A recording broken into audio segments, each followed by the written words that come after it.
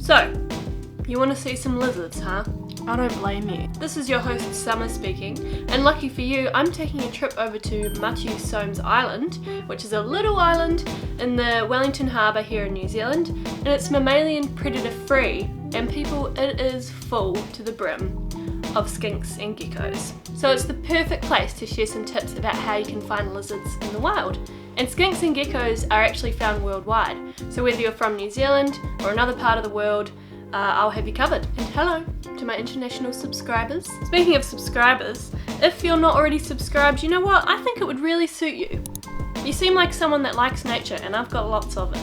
And even hit that little bell if you want a notification about when I post. So first, some background information about these lizards to help you identify them. Here in New Zealand we have just two families of lizards, skinks and geckos. Some common skink species are glossy brown, northern grass, northern spotted, ornate, copper and McGregor's. Some common gecko species are ngahere or forest, rokawa or common, and gold stripe. You might have also come across plague skinks, which are not allowed. They're very invasive and they're from Australia, and if you find one of these, maybe just let somebody know, because we don't really want them here. Skinks have sleek, shiny skin and little eyes, and geckos have loose, velvety skin and big eyes. Skinks are easier to find during the day, and geckos are a bit easier to find at night time. Okay, I think it's about time we went to the island, so I'll see you on Soames.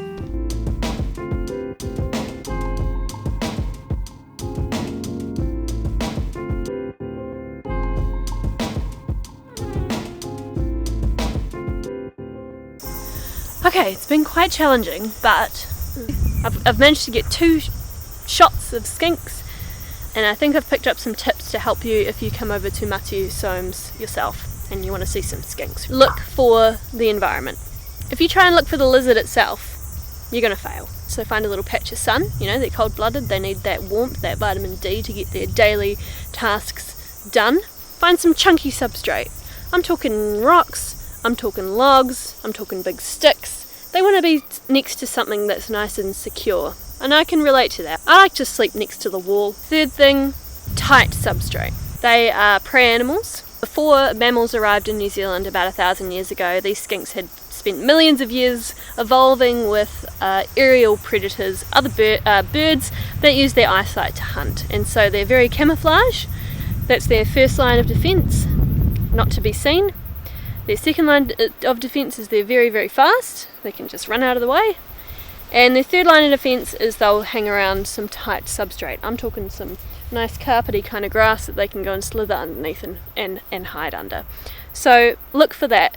The other side to the coin is, of course, how you approach the environment. So slowly, step, step, step, step, look, step, step.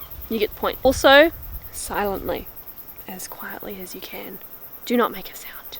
Notice where your shadow's going, because as soon as your shadow passes over that skink, it's going to think you're a bird and it's going to run away. Slowly, silently, shadow, and you should be sweet. The night has begun, so it's time to find some geckos. I have to stop filming them because there's just so many that I'm going to run out of camera battery, and I'm on an island. Every tree has a few geckos on it, and they're just chowing down on all this delicious fruit, all these berries that are around. Summer and early autumn are great times to look for geckos because this is when some of their favourite trees are starting to produce berries, things like ngao and coprosma. So just like with the skinks, look for lizard habitat and look for those kinds of trees that have berries on them, and you should find geckos. Also, like with the skinks, make sure you approach their habitat inconspicuously.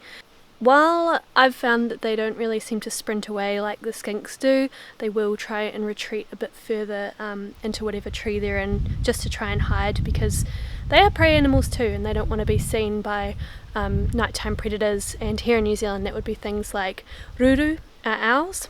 So if you are out there trying to find them, if you see one in a tree, it might be a good idea to turn your torch off and then just bring it up really slowly on the lowest possible setting, and make sure you don't point it directly in their eyes, as this can actually blind them. Some geckos don't seem to really mind the light too much, but others might try and move away, so it's best to give them space if they're doing that. So yeah, look for their habitat, look for trees that have lots of berries on them, and a space on the ground where they can hide, like rocks and that kind of thing, where they can get under cover, and also approach them nice and quietly as you possibly can, and just minimize the amount of light, making sure that you're able to see them without having too much of an effect on them.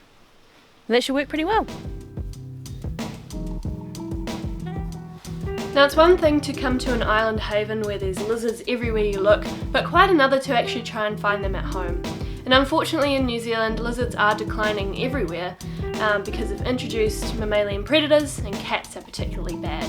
So a great place to start if you're wanting to find these in your home area is just to look up if there's any areas near you where there's predator control being done and where there might be suitable habitat for lizards. Also, see if you can locate some native trees that might be producing the kinds of berries that these lizards might like to eat, and see if there's suitable habitat underneath those trees for the lizards to hide in, because that's where you'd probably find them. And lastly, be smart about what time of year you go looking for lizards. If you're going out during the day, it's probably better to go on a day that's nice, hot, sunny weather, because they'll be out basking.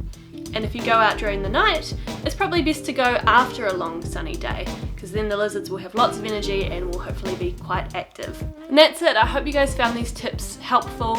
It does take patience and care to see lizards in the wild, but once you do, oh my god, it's just so nice. If you liked the video, how about making it official and liking the video? Click that little thumbs up button, and for more fun times in nature with me, hit that subscribe button as well. Thanks for watching, and I'll see you guys next time. Bye!